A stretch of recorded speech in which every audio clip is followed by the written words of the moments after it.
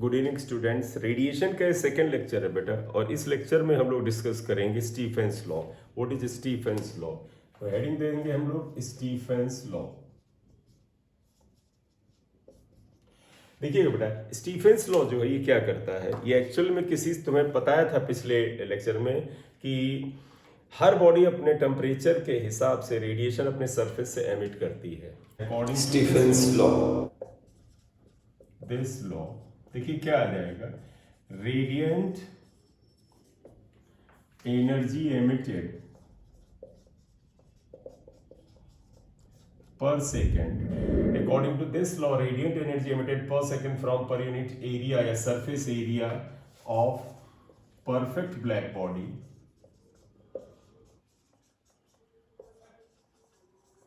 is directly proportional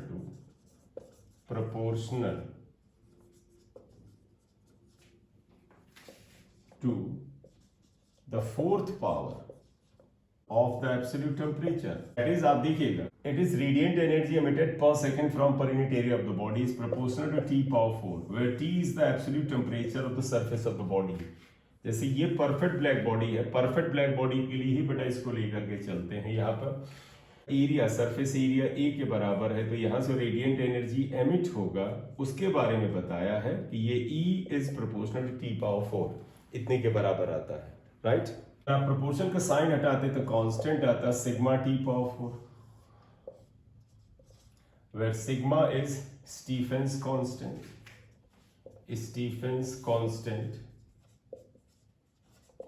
इसकी value बेटा 5.67 into 10 power -8 होती है। यूनिट आप चेक करना चाहे सिग्मा देख लें बेटा, इसकी यूनिट क्या होती है, ये क्या है बेटा, देखो radiant energy emitted per second, तो इसका यूनिट है एनर्जी पर second from per unit area, यानी इसे हम वॉट लिख सकते हैं, तो इसका यूनिट आएगा। क्यों बेटा? क्योंकि एनर्जी पर सेकेंड वॉट होता है, तो इसका यूनिट वॉट आ जाएगा, और अपॉन मीटर स्क्वायर और अपॉन केल्विन पावर 4 ये आएगा। अब आप इसके ऊपर आइएगा, ये है क्या, एक्चुअली ये है रेडिएंट एनर्जी एमिटेड, यानी आप इसे लिखते हैं heat energy emitted per second, यानी टाइम पर यूनिट एरिया। तो आप फिर से रिपीट कर रहा हूं, देखिएगा, E इज व्हाट, एनर्जी यानी heat energy emitted per second from per unit area sigma T power 4, ये हो गया। तो इसका मतलब अगर आपसे ये पूछें कि Q अपॉन T क्या हो जाएगा, तो A सिग्मा T पावर 4 आ जाएगा, जहां A बेटा इस बॉडी का सरफेस एरिया है, ये जिस बॉडी से हीट एमिट हो रहा है उसका सरफेस एरिया है, ये आ गया। इवन अब आप चाहें तो Q अपॉन T को H भी लिख सकते हैं, A सिग्मा T पावर 4। आप याद करो हम लोगों ने कंडक्शन में लिखा था, rate of flow of heat को हम हीट करंट भी कहते हैं, इसे रेडिएंट पावर भी बोला जाता है, तो it is also radiation power भी बोलते हैं, रेडिएशन पावर भी बोलते हैं, हीट करंट भी बोलते हैं, हीट करंट भी कह सकते हैं, राइट। तो ये H is A sigma T power 4, इतना आ गया, ठीक है। अब एक चीज ध्यान रखिएगा, ये जो फार्मूला आता है ये परफेक्ट ब्लैक बॉडी के लिए है, और आपको पता परफेक्ट ब्लैक बॉडी की एमिसिविटी कितनी होती है बेटा, हम 1 लेते हैं, तो इसका मतलब हम रियल बॉडी के लिए लें तो एमिसिविटी E1 तो नहीं होगा। तो अब अगर हम इसको रियल बॉडी के लिए लेके चलें तो देखिएगा, रियल को हम प्रैक्टिकल बॉडी बात कहेंगे। फॉर प्रैक्टिकल बॉडी अगर आप लेकर चलें तो प्रैक्टिकल बॉडी के लिए तुम्हें पता है कि E is not equal to 1, E की वैल्यू 1 नहीं है, even E will be less than 1 से कम होगा। तो इसका मतलब हम ये फार्मूला स्टीफेंस लॉ अगर हम परफेक्ट ब्लैक बॉडी के लिए लिख रहे थे तो ये था, रियल बॉडी के लिए लिखेंगे तो E से मल्टीप्लाई होगा। तो देयरफॉर फॉर प्रैक्टिकल बॉडी बेटा E इक्वल टू क्या आएगा, देखिए E equal to sigma T power 4 नहीं, बल्कि E into sigma T power 4 आएगा, जहां E को हम एमिसिविटी कहते हैं। आप इसे इक्वेशन x1 लिख दें, E इज एमिसिविटी आएगा, और चीजें ऐसे ही आने वाली हैं, तो अगर आप और लिखना चाहते हैं तो इसमें ऐसे लिख दें, this can be written as heat energy emitted per second from per unit area, क्योंकि इसका मतलब ही होता है energy emitted per second from per unit area. Equal to E sigma T power 4।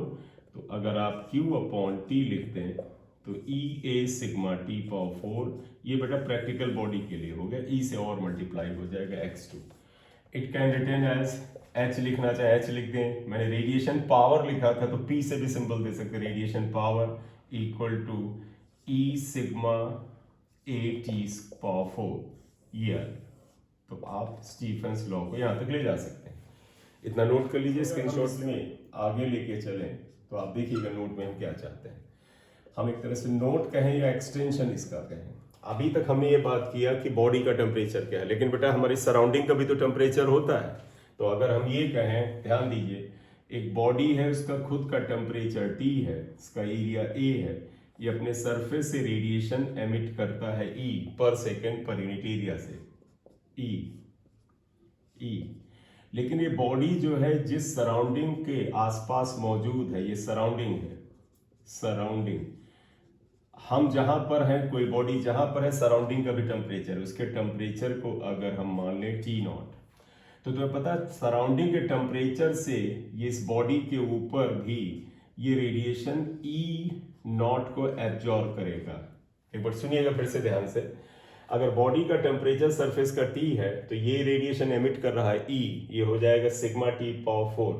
अगर सराउंडिंग का या एनवलप का टेम्परेचर T नॉट है तो इसका रेडिएशन E नॉट ये बॉडी एब्जॉर्ब करेगा। इसलिए नेट रेडिएशन जो इस बॉडी का एमिटेड आएगा वो क्या आएगा, E माइनस ई नॉट। ठीक, तो T नॉट सराउंडिंग का टेम्परेचर बता दिया है, तो आप देखिएगा then net radiation emitted per second पर यूनिट एरिया, E डैश अगर लिख लें, दैट वुड बी व्हाट बेटा, ये रेडिएशन एमिट करता है E और एब्जॉर्ब करता है E नॉट। इसका मतलब ये क्या आ जाएगा, E dash equal to sigma T power 4 minus sigma T naught power 4। Therefore E dash equal to sigma T naught power 4 ये आया। तो अब ये रेडिएंट एनर्जी आ गया, ये हम परफेक्ट ब्लैक बॉडी के हिसाब से ही बात कर रहे हैं। आप इसको इक्वेशन y1 लिख लेंगे। ठीक, अब आपको पता है for practical body, practical body अगर आप लें, एमिसिविटी क्या होगा, एमिसिविटी इज E, ये E है, तब ये बेटा E dash equal to E हो जाएगा E sigma T power 4 minus T naught power 4 आ जाता है ये, राइट। अब इसमें और लिखना चाहे ध्यान दें, E डैश को क्या लिख सकते हैं, E डैश को लिख सकते हैं energy emitted per second from per unit area, and that is equal to E power 4। तो इसका मतलब Q upon T equal to हो गया E सिग्मा A, ये एरिया सरफेस एरिया से जाएगा, T पावर 4 y2 आ गया। इतना नोट कर लो। चलिए बेटा यहां तक आ गए, इसको हम डिफरेंशियल फॉर्म में लिखते हैं। तो देखिएगा डिफरेंशियल फॉर्म का मतलब dq अपॉन dt से लिखते हैं, that would be equal to E sigma A T power 4 minus T naught power 4 ये आएगा। अब इसको इक्वेशन y3 से डिनोट करते हैं। देखिएगा बट तो पता है बेटा dq is equal to mc dt होता है, जहां पे ध्यान रखिएगा dq is heat energy given, dt अगर कैपिटल T से लिख रहे हैं तो टेम्परेचर लिख रहे हैं और स्मॉल t से टाइम लिख रहे हैं, तो ये dt is what, change in temperature आता है ये। तो अगर आप यहां लिखें तो देखो हो जाएगा mc dt अपॉन dt। फिर बेटा एक बार ध्यान रखिएगा ये dt चेंज इन टेम्परेचर है, ये चेंज इन टाइम है, equal to E sigma A T power 4 minus T naught power 4। Therefore dt upon dt अगर आप लिखें तो E sigma A upon mc T power 4 minus T naught power 4 आता है। ये फार्मूला कुछ बेटा आपके रीजनिंग के क्वेश्चन के बारे में, तो आप इस फॉर्मूले को क्या कह सकते हैं, rate of fall of temperature और रेट ऑफ कूलिंग। तो आप इसे क्या कहते हैं, the rate of fall of temperature या द रेट ऑफ कूलिंग। तो देयरफॉर देखिए, therefore the rate of fall of temperature, ये fall dt by dt, the rate of fall of temperature, और रेट ऑफ कूलिंग बेटा जिस दर से जिस rate से टेम्परेचर गिरता है किसी बॉडी का वही रेट तो उसको कूलिंग का है। रेट ऑफ कूलिंग इज, अगर आप लिखें ये है dt by D T is equal to E sigma A upon M C T power 4 minus T naught power 4। तो इस इक्वेशन पे अगर आप देखें तो हमें कई बातें जानकारियां ये देता है और क्या बताता है, the rate of fall of temperature cooling depends upon, therefore आप कह सकते हैं rate of cooling depends upon, first thing देखो ई पर, ई का मतलब होता है, इसका क्या मतलब हुआ, that is nature of surface, nature of surface of the body, मतलब बॉडी का सरफेस कैसा है, आसानी से हीट एमिट कर रहा है, मुश्किल से कर रहा है, इस पे डिपेंड करता है। क्लियर? तो ये nature of the surface of the body पे डिपेंड करता है। और आप देखें डायरेक्टली प्रोपोर्शन है, एमिसिविटी अगर ज्यादा है तो फिर कूलिंग तेज होगी, यानी emissivity is more, rate is high. Second अगर आप देखें इसका, ये फर्स्ट पॉइंट था, सेकेंड पॉइंट अगर आप लें तो क्या बताता है, directly proportional to sigma, sigma तो स्टीफेंस कांस्टेंट है, वो तो कांस्टेंट फॉर ऑल है, कोई मतलब नहीं। Area dt by D T is proportional to surface area, यानी depends upon surface area, surface area. And और क्या हो रहा है देखो, अगर surface area is more rate of cooling is more, किसी चीज का अगर सरफेस एरिया ज्यादा हो तो तेजी से ठंडा होता है। आपको पता है एक कप चाय अगर आप छोटे से कप में लें धीमे ठंडी होगी, लेकिन वही चाय अगर आप थाली में डाल दें तो सरफेस एरिया बढ़ जाता है, बड़ी तेज कूलिंग होती है। तीसरा अगर आप लिखें तो देखिएगा it is inversely proportional to M, यानी dt upon dt is proportional to 1 upon m, यानी if mass of the substance is more, rate of cooling is less, inversely proportional.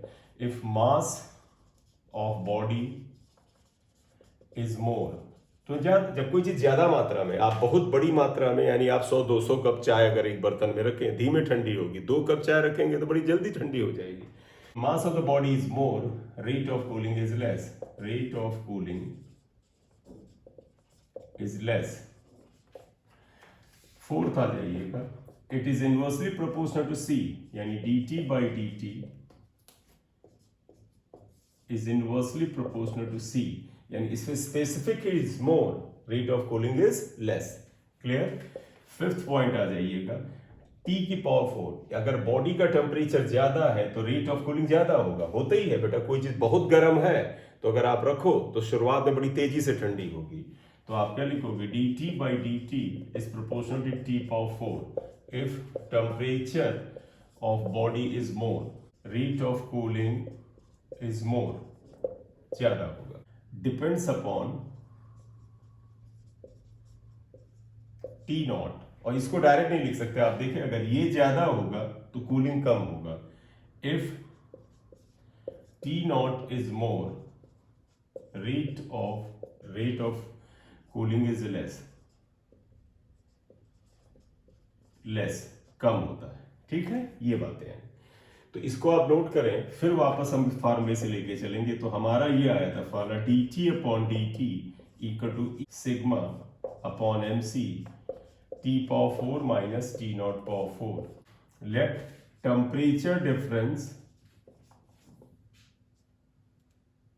Between body and surrounding, बेटा surrounding और body का temperature difference अगर हम लिख लें equal to delta T, तो इसका मतलब delta T equal to T minus T naught आ जाएगा।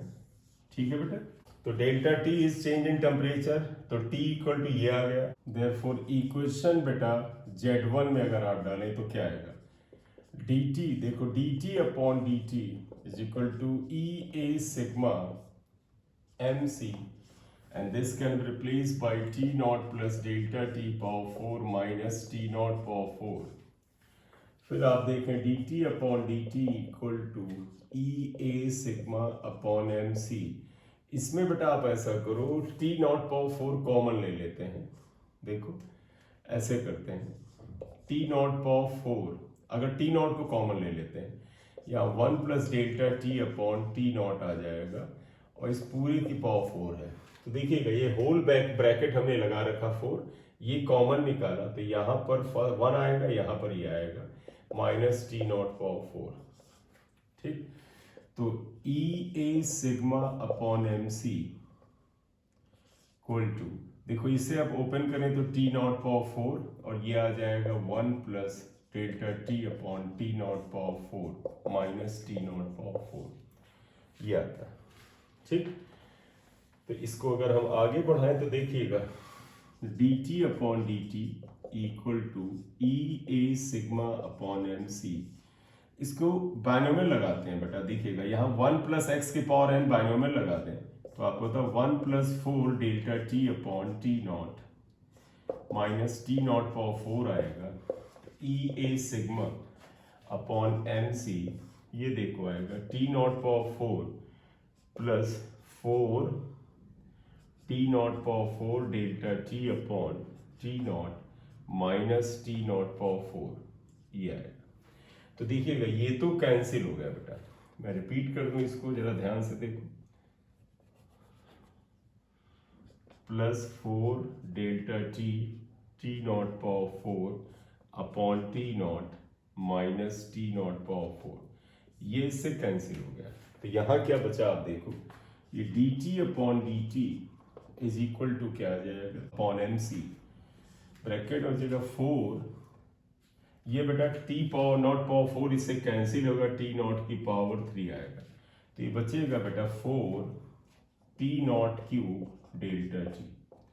इसको अगर आप लिखें आगे तो ऐसे लिख सकते हैं D T upon D T is equal to E A sigma upon M C, 4 को ये कॉमन निकाल लो, टी नॉट पावर 4 को कॉमन निकाल, टी नॉट पावर 3 को कॉमन निकाल लो, यहाँ डेल्टा टी आ रहा है, ये कांस्टेंट है। अगर आप देखो यहाँ पर तो देयरफॉर क्या निकलता है,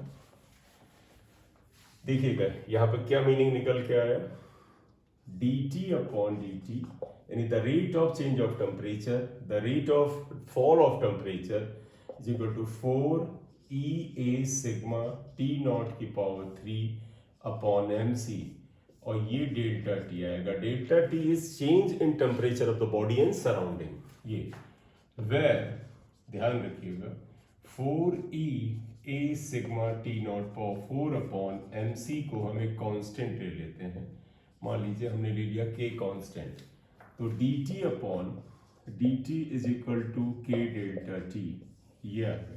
इसको इक्वेशन Z2 लिख लो। इसका मतलब ये हुआ D T upon D T is proportional to delta T, ये आया। तो ये क्या बता रहा है, the rate of change in temperature, the rate of fall of temperature with time directly proportional to the temperature difference between body and surrounding, it is called Newton's law of cooling. बेटा इसे हम Newton's law of cooling कहते हैं, ठीक है। तो हम क्या लिखेंगे, इट इज कॉल्ड, ये जो लॉ है, it is called Newton's law of cooling, ये न्यूटन्स लॉ ऑफ कूलिंग है, क्लियर। तो इसका मतलब न्यूटन्स लॉ ऑफ कूलिंग की हम अगर बात करें तो स्टेटमेंट इसका क्या बनता है कि the rate of cooling is directly proportional to the temperature. तो हेंस आप न्यूटन्स लॉ ऑफ कूलिंग आ गया। तो अब हम चाहते हैं ये चीज तो ध्यान रखो, इसे हाईलाइट रखो, इसे हमें याद रखना।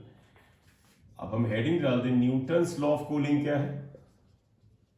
बेटा देखिएगा न्यूटन्स लॉ ऑफ कूलिंग क्या है, आइए बेटा। आप न्यूटन्स लॉ ऑफ कूलिंग बताता है कि कोई चीज या कोई गर्म चीज है वो कितनी तेजी से ठंडी होती है। जैसे आप चाय बनाते हैं, खाना बनाते हैं, तो उसको जब रखते हैं सराउंडिंग में एक्सपोज करते हैं तो कितनी तेजी से ठंडा होता है, वो यही बताता है। ये क्या बताता है कि the rate of fall of temperature, the rate of cooling is directly proportional to the temperature difference between body and surrounding.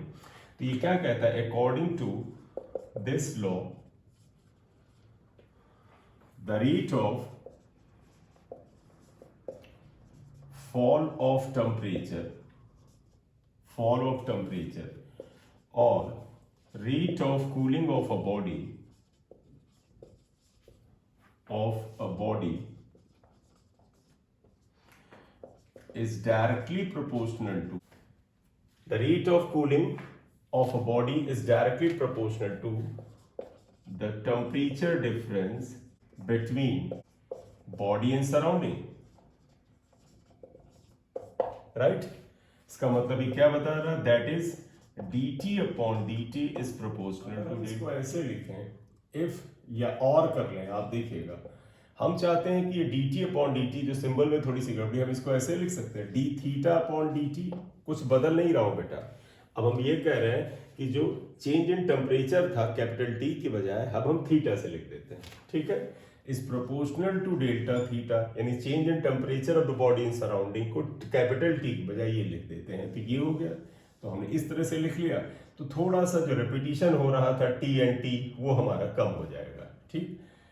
तो ये आ गया यहाँ पर, इसे ध्यान रखो, इसकी हमें बड़ी जरूरत रहती है।